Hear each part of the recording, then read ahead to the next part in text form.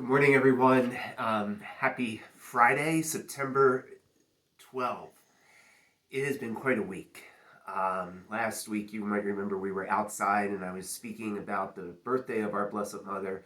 We had not just her birthday, but of course, we have all the events of this week. The remembrance of September 11th. We witnessed the assassination of Charlie Kirk, another school shooting, and so many other things in between, in your family and in my family. And together as the family of the church, all of this is happening so quickly and within a very significant week. Not only the birth of the Blessed Mother, but today, on this Friday, September 12th, we remember her name day. And that's significant. For every act of violence, for every act of injustice, there are always persons behind it, whether it's the perpetrator or the victim. And every single one of us have a name. Yesterday on September 11th, the 24th anniversary, they had the reading of the names. And this has been done ever since September 11th as a way of remembering not just that general event, but the 3,000 individual persons whom that event affected, not to mention all the family members.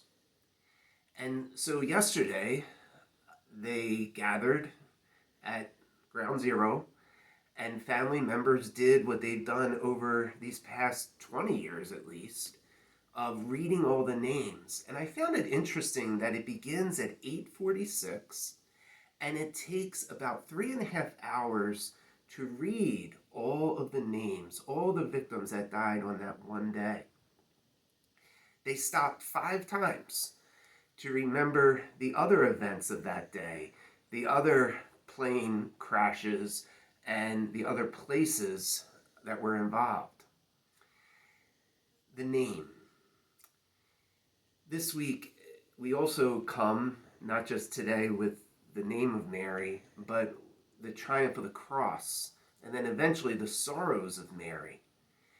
And I think on the cross, well, I know on the cross, we have the name, Jesus the Nazarene, the King of the Jews. They put that on his cross. And I've once heard it said that in some ways, our name could be on that cross, because this is what Jesus did for each one of us.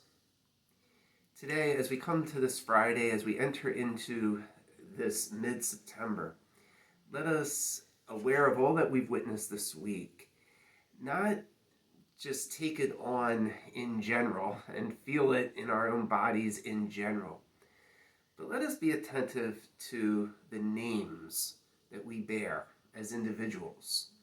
The names that the church celebrates today, the Blessed Mother, Sunday, the triumph of the cross.